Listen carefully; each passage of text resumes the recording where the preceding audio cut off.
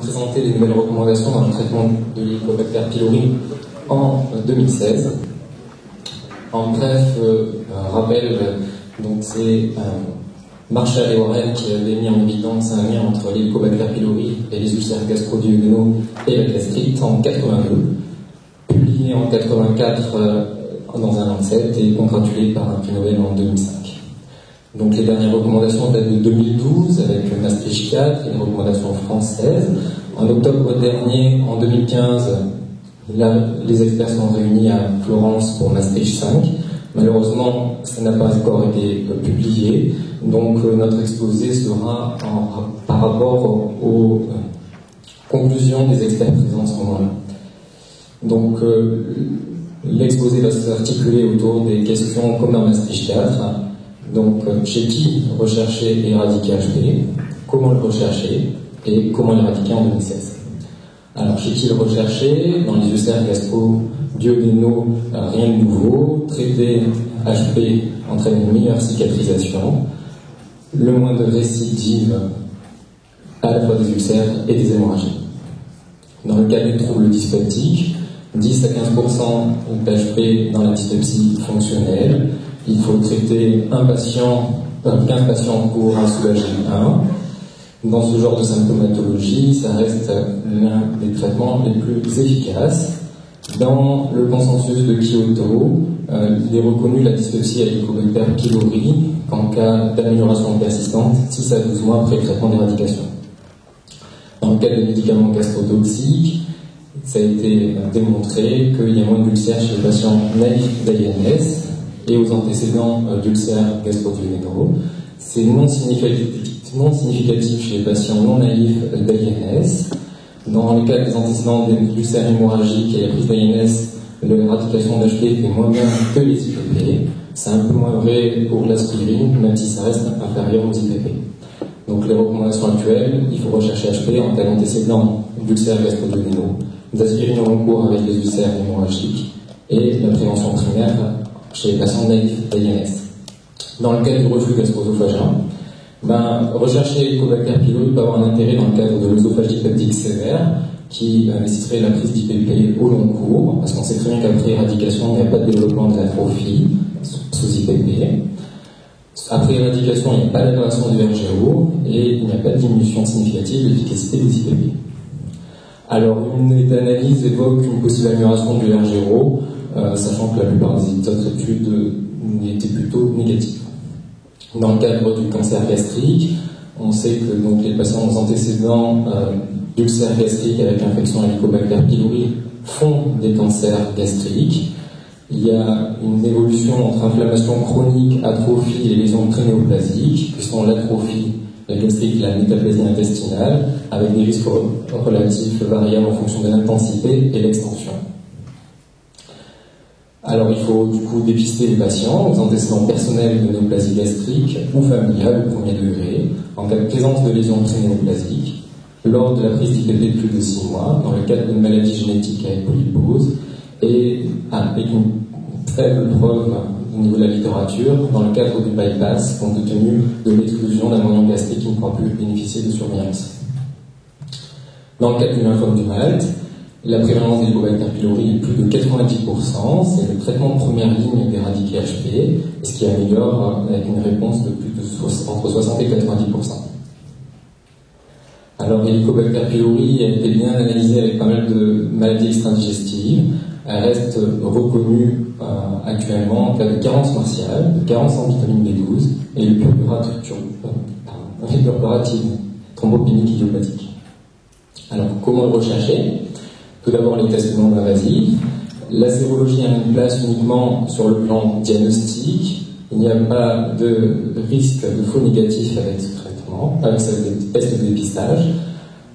Les tests respiratoires et les antigènes fécaux ont un intérêt en cas de diagnostic et dans le suivi, à distance du traitement d'éradication et des prises d'IPP d'antibiotiques.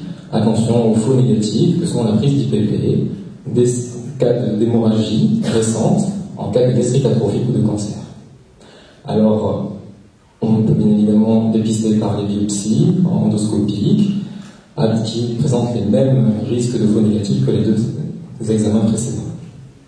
Alors tout d'abord l'histologie, qui se réalise, donc il faut réaliser 5 biopsies gastriques, 2 dans l'antre, 1 sur l'ambulus dans un premier pot, 2 biopsies au niveau du corps pharyngique dans un deuxième pot. C'est l'avantage de ces biopsies permettent de dépister les lésions prénéoplasiques. Il y a également le test à l'uréase, qui a l'avantage d'avoir un résultat dans l'heure, mais avec une sensibilité bien moindre et qui nécessite un deuxième test également. Les biopsies permettent également d'avoir la sensibilité des antibiotiques, soit par culture ou par PCR, qui va guider le traitement, notamment en troisième ligne. Alors, si les biopsies endoscopiques sont négatives, on sait qu'il y a des risques de faux négatifs dans le cas des IPP des antibiotiques. Si nous sommes dans des situations de gastrite chronique active, notamment avec des polynucléaires neutrophiles sur les biopsies ou d'ulcères gastro-duodénaux, alors il semble intéressant d'envisager un deuxième test devant les faux négatifs par sérologie ou test respiratoire. Alors comment rechercher en pratique? On privilégiera donc l'endoscopie en cas de symptômes digestifs, de carence vitaminique, lors du contrôle d'ulcères gastriques, chez les patients de plus de 40 ans avec des antécédents familiaux pour dépister les lésions prénéoplasiques, et pour guider la troisième ligne à la recherche d'une sensibilité aux antibiotiques. Le test respiratoire ou la sérologie pourront être envisagés dans les autres indications. Alors, comment éradiquer? Traitement historique, c'est le traitement standard. IPP associé à amoxicilline, clarithromycine. En cas d'allergie, on switch l'amoxicilline par métronidazole. C'est le traitement classique depuis Maastricht 1, 97, dont l'efficacité diminue progressivement depuis ces dernières années, avec une efficacité de près de 70%, ce qui est plus suffisant en rapport avec le taux de résistance augmentant aux antibiotiques, et notamment au macrolide. La trithérapie au parquinolone, associant IPP, amoxicilline et levofloxacine, a plutôt une efficacité correcte, mais compte tenu de l'augmentation des résistances en France, n'est plus indiqué qu'après antibiogramme. Alors le traitement séquentiel, pilier de Maastricht 4, associé pour un traitement de 10 jours les IPP à l'amoxicilline les 5 premiers jours, suivi de la clarithromycine et du métronidazole, bien plus efficace que le traitement standard, surtout en cas de résistance à la clarithromycine et au métronidazole, mais avec une efficacité bien moindre en cas de double résistance, à l'ordre de 57% dans cette étude. Alors, le traitement séquentiel, finalement, ne fait pas si bien que ça, parce que comparé à la trithérapie standard dans cette méta-analyse, ils sont à peu près équivalents. Il faut alors augmenter la durée de quadrithérapie séquentielle à 14 jours pour faire un petit peu mieux, avec dans cette méta-analyse une efficacité de 86%. Alors, vient sur le devant de la scène la quadrithérapie concomitante, associant les IPP, amoxicilline, clarithromycine et métronidazole pour une durée de 10 à 14 jours, bien plus efficace que la trithérapie standard. Dans cette étude taïwanaise, il était comparé la quadrithérapie séquentielle à la quadrithérapie concomitante avec une efficacité similaire. Toutefois, nous sommes dans une population pas française, avec des taux faibles de résistance à la clarithromycine, et on sait très bien qu'en cas de double résistance, le traitement concomitant est bien plus efficace. Alors, dans cette étude randomisée espagnole avec un taux élevé de résistance à la clarithromycine, similaire un peu à la population française, on trouve une petite tendance à une meilleure efficacité du traitement concomitant, toutefois sans atteindre la significativité. En ce qui concerne la durée, c'est 10 à 14 jours. Les experts préconisent plutôt 14 jours, compte tenu d'un taux de résistance assez élevé en ce qui concerne la clarithromycine et métronidazole et le risque de double résistance. Dans l'étude d'Optricon espagnole, le taux d'éradication était de plus de 90%, avec des tolérances tout à fait similaires. Alors on peut optimiser le traitement, soit on augmente les IPP, par exemple pour l'Inexion 40 mg x 2, c'était ce qui était utilisé dans l'étude d'Optricon. Soit on peut augmenter aussi les antibiotiques, alors l'amoxicilline à 1 g x 3 ou 1 g x 2, ou le flagyl à 500 mg x 3. Quid des probiotiques, ça améliore de quelques pourcents l'efficacité, par contre avec une petite meilleure tolérance sur les effets secondaires.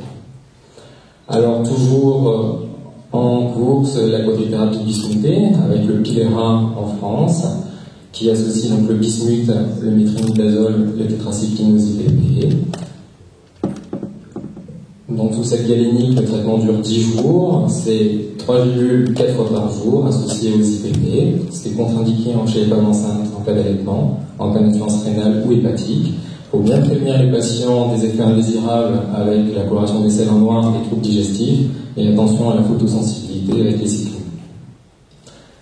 Donc là, c'est l'essai pivot du Pilera sur une étude multicentrique européenne qui a permis d'avoir l'AMM en Europe et aux États-Unis avec un taux d'éradication de plus de 90%, et cela quelles que soient les résistances aux antibiotiques.